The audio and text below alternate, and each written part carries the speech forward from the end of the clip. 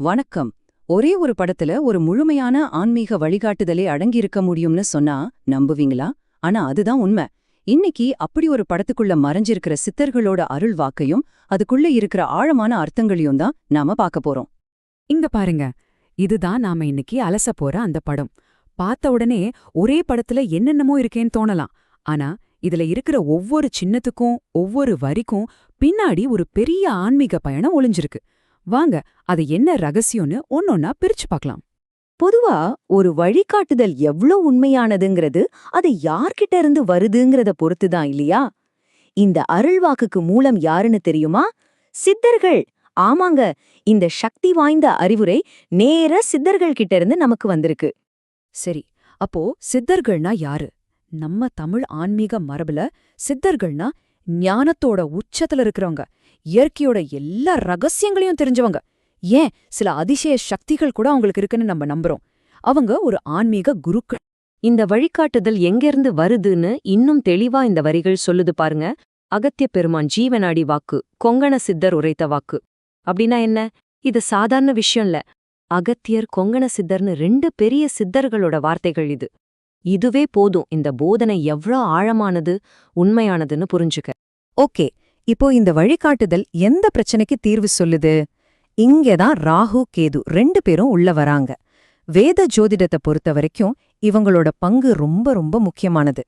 அப்போ முக்கியமான கேள்வி என்னன்னா, நம்ம வாழ்க்கையில இவ்ளோ பெரிய தாக்கத்தை ஏற்படுத்துற இந்த ராகு கேதுவ ஒரு நல்ல வழியில கட்டுப்படுத்த முடியுமா?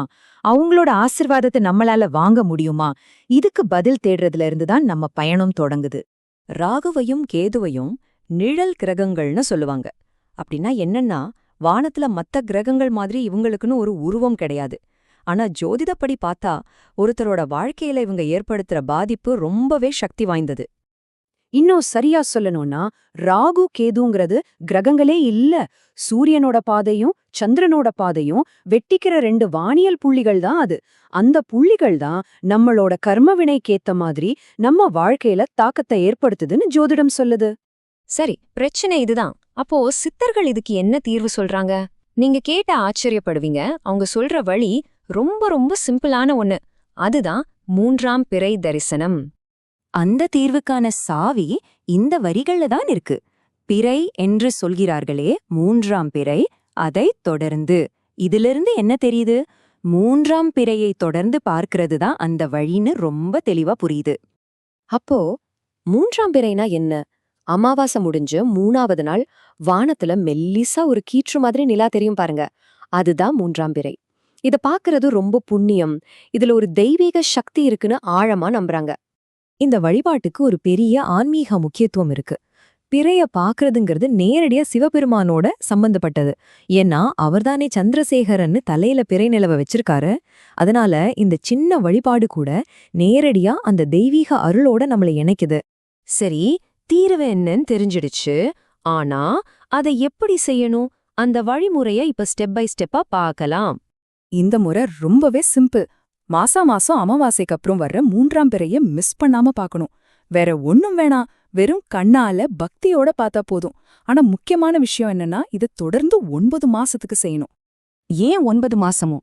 இந்த 9ங்கிற எண்ணுக்கு ஒரு ஸ்பெஷாலிட்டி இருக்கு. எண்கணிதத்திலயும் சரி, ஆன்மீகத்திலயும் சரி, 9ங்கிறது ஒரு சுழற்சியோட முடிவை குறிக்கும்.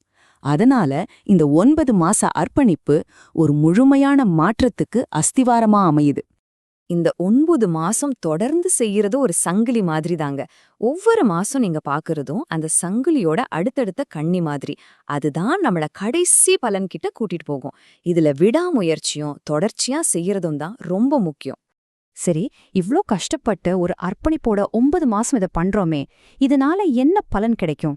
வாங்க, இந்த முயற்சியோட ரிசல்ட் என்னன்னு இப்ப பார்க்கலாம். பலன் என்னன்னு ரொம்ப நேரடியா தெளிவா சொல்லியிருக்காங்க. ராகு கேதுக்களின் ஆசி. இங்க ஒரு முக்கியமான விஷயத்த நம்ம கவனிக்கணும். இது அவங்கள கட்டுப்படுத்துறது மட்டும் இல்ல, அதுக்கு பதிலா அவங்களோட அருளையும் ஆசிர்வாதத்தையும் நம்ம வாங்கறதுக்கான ஒரு வழி. இதுதான் இந்த வழிபாட்டோட உண்மையான நோக்கமே. மொத்தத்துல சொல்லணும்னா, இந்த 9 மாச பிறை தரிசனம் என்ன பண்ணும்னா, ராகு கேதுனால வர தடைகளை எல்லாம் நீக்கிடும். அவங்களோட நல்ல சக்திய நமக்கு சாதகமா மாத்தி அவங்களோட அருளையே நமக்கு வாங்கி கொடுக்கும்னு இந்த வழிகாட்டுதல் உறுதி கொடுக்குது. இப்போ இந்த முழு வழிகாட்டுதலையும் நாம பார்த்துட்டோம். கடைசியா ஒரு விஷயத்த யோசிச்சு பார்த்துட்டு இதை முடிக்கலாம். இது வெறும் ஒரு சடங்கு மட்டும் இல்ல, அதுக்கும் மேல ஒரு விஷயம் இதுல இருக்கு. அப்போ நாம பார்த்த இந்த வழிகாட்டுதலோட சுருக்கம் இதுதான். சித்தர்களோட ஞானம் ராகு கேதுவோட தாக்குங்கிற ஒரு சவாலை நமக்கு காட்டுது. அதுக்கு ஒரு சிம்பிளான தீர்வா 3ஆம் பிறை தரிசனத்தை சொல்லுது. 9 மாசம் இத அர்ப்பணிப்போட செஞ்சா பலனா தெய்வீக ஆசிர்வாதமே கிடைக்கும். கடைசியா ஒரு கேள்வி உங்களுக்காக.